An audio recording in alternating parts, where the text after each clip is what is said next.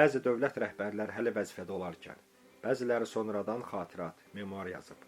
Belə mətnlər həm tarixi müstəvidə, həm də hakimiyyətin mətbəxindən xəbərdar olmaqdan ötürü şəxsi münasibətləri öyrənmək üçün əhəmiyyətlidir. Məsələn, Charles de Gaulle'un, Winston Churchill'in, Franklin Roosevelt'in və digər bir çox siyasi liderlərin vəsiyyətləri, xatirələri təkrar dərc edilib, milyonlarla nüsxə satılıb. Uzun müddət seriya rəhbərlik etmiş Iosif Stalində bir qara dəftəri vardı. Bugün isə həmin qara dəftərin taliyi haqqında danışacaq. Stalinin mühafizə rəisi Nikolay Vlasik yazır.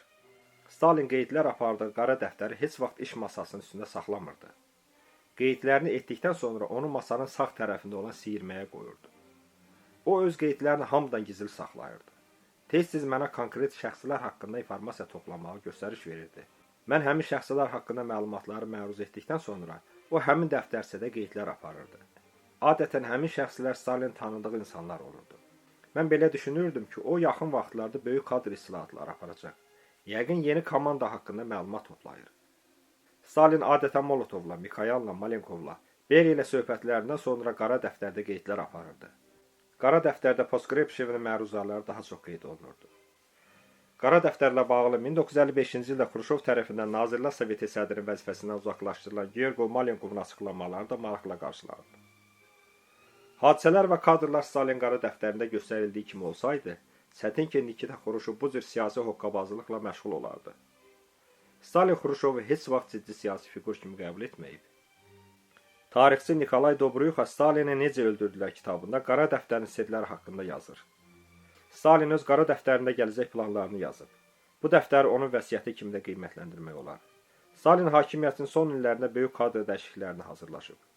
Mənim qənaətlərimə görə o qara dəftərin qara siyasında bir çox siyasi tanınmışların adları da olub.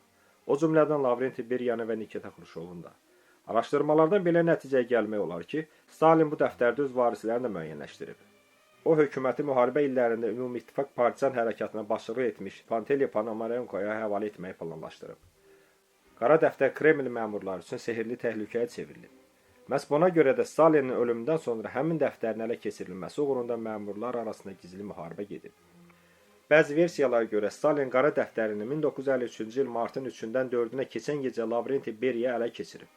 Stalinin bağ evindəki yataq otağını ilk olaraq Beriyə keçib və həmin otaqdan qara dəftərdən başqa daha bir neçə qovluğu da götürərək bağı tərk edib.